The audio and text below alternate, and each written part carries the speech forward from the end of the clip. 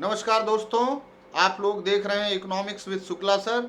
आज मैं बिल्कुल एक नए टॉपिक को लेकर के आप लोगों के समक्ष प्रस्तुत हुआ हूं और हमारा टॉपिक है difference between bank rate and repo rate.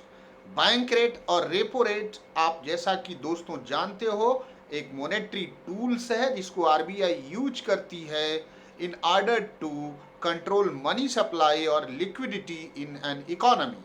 तो इसके माध्यम से किस तरीके से ये लिक्विडिटी को कंट्रोल करता है, मनी सप्लाई को पूरे इकोनॉमी में। कभी मनी सप्लाई की जरूरत होती है, कभी नहीं होती है, तो accordingly it is decided by Reserve Bank of India, that is the central bank of our country, and it takes the action which is appropriately required in the economy.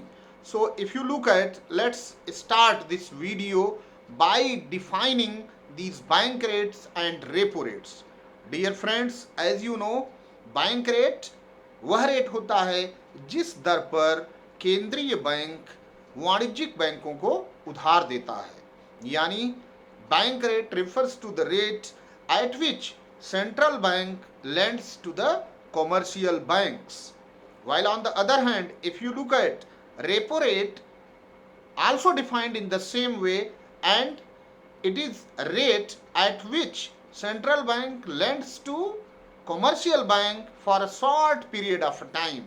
What is the basic difference between the definitions of the bank rate and repo rate? Is of the short period of time and long period of time. If you look at, bank rate is given for longer period of time while repo rate is given for short period of time. So friends, let us discuss the difference between these two. What are the point of difference between bank rate and repo rate?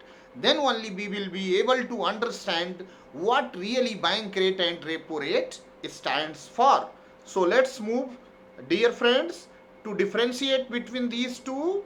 If you look at the first point of bank rate is rate at which central bank lends to commercial banks, while in case of repo rate, rate that central bank charge on repurchase of securities. आप देखिए, repurchasing of securities को जिस दर पर करता है RBI from commercial bank, that is known as the repo rate. In the same way अगर आप इस लाइन पर बैंक रेट को डिफाइन करें तो it is known as the rediscount rates. वो बैंकों की जो सेलेक्टेड सिक्योरिटीज होती हैं कमर्शियल बैंक की, जिस रेट पर उनको रिडिस्काउंट करता है उसको वो बैंक रेट कहा जाता है. तो अगर आप दूसरा पॉइंट देखें, bank rates are generally higher than repo rate. Repo rate से बैंक रेट को हायर रखा जाता है, जबकि repo rate always remains lower than the bank rate. अगर एक ऊंचा है तो दूसरा निश्चित रूप से नीचे ही रहेगा.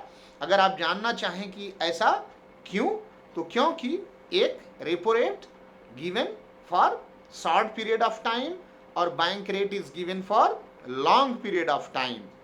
अब अगर आप देखें बैंक रेट का इम्पैक्ट क्या होता है कि it impacts the final customers of the bank. यानी बैंक रेट अगर ऊंचा है तो इससे कौन अफेक्टेड होगा? अफेक्टेड कमर्शियल बैंक नहीं होती, क्योंकि कमर्शियल बैंक तो उसी पैसे को फिर जनरल पब्लिक को लेंड करती है. तो ultimately impact goes on the customers of the commercial banks, those who are taking loan from them.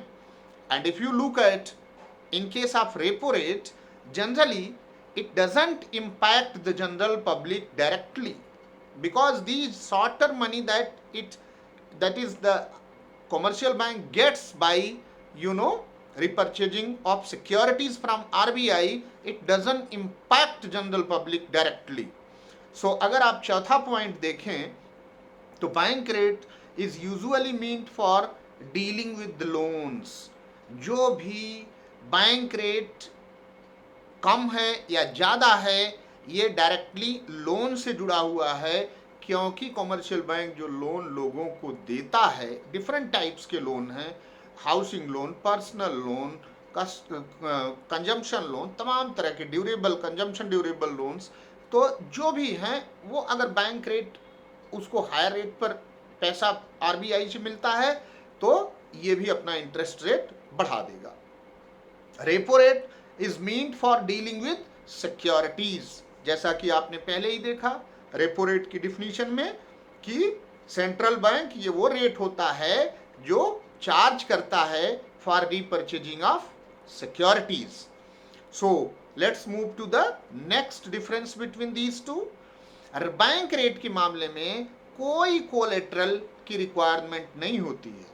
अगर कमर्शियल बैंक को पैसा लेना है, लोन लेना है आरबीआई से, तो it is not required to have some collateral with RBI to submit, to deposit some collateral there with RBI. It is not necessary at all, not required at all.